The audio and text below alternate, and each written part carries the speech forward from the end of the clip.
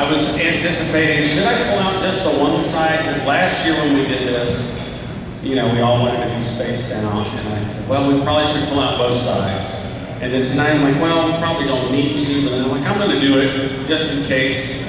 We definitely needed to. Thank you all for coming to this concert. This is called Bands in the Round. And we're kind of round, right? The whole idea of this concert is to show you and all the students our whole program, right? Not just the concert that you go to or that your kid's in, but to see where they're headed, see where they've been, right? And so obviously we've got our 6th graders, our 7th graders, our 8th graders. You're going to see junior high jazz band, high school jazz band, high school concert band, and even our newest group, the indoor percussion. So without any further waiting on us, I'm going to turn it over to Mr. Morlock and the 6th graders.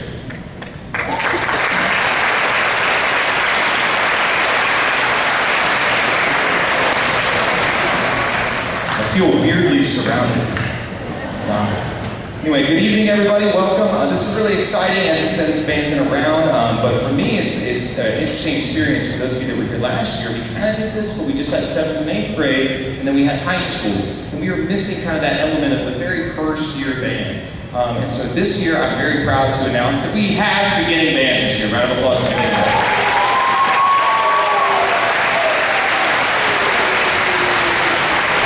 And those of you that are 6th grade parents, you might remember the very first thing that we played for you was Mary Had a Little Lamb, badly on purpose, and you fell for it, so thank you.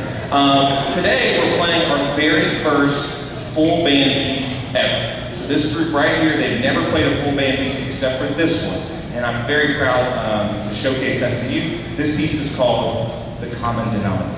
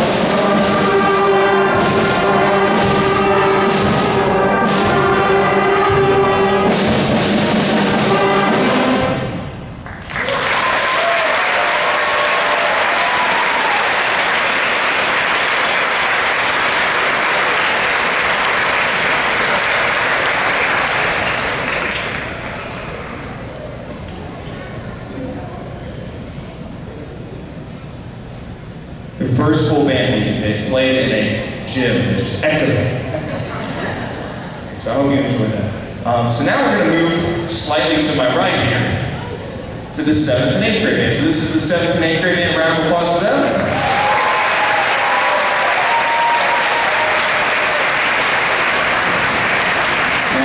Before we have a piece that we're going to play together, this group actually ran as a combined group, 7th and 8th grade, many years. But this year we separated them because the 7th graders did not have 6th grade band. And those of you that are 7th grade parents know exactly what I'm talking about. However, we have this piece that we're playing together. We'll get to that in a moment. But I thought it's fun to have surprises. I like surprises. And so we have a surprise little piece put together because the 8th grade got to go on a trip to Washington, D.C.